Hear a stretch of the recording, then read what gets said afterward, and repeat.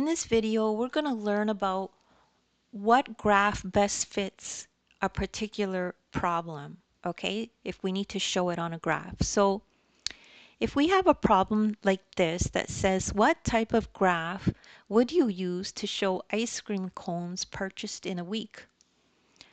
85 cones were sold on Saturday, none were sold on Sunday and Monday, 70 were sold on Tuesday, 80 were sold on Wednesday, and 70 were sold on Thursday.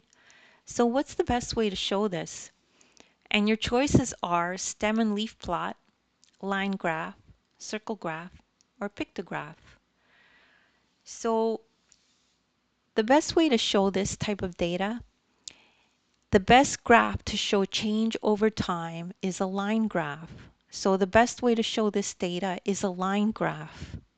Okay, because it shows change over time, right? So we're going from Saturday to Thursday and we have to see how many cones were sold on each day.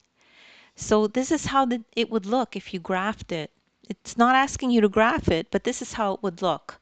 So you have a good picture of this in your head if you have another problem like this down the line.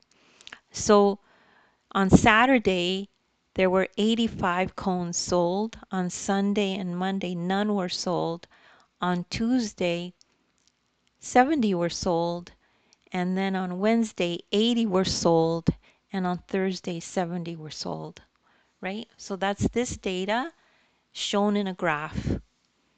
And if you want to take a look at some other problems like this, in the description below, I have links to other problems like this that I've done in the past.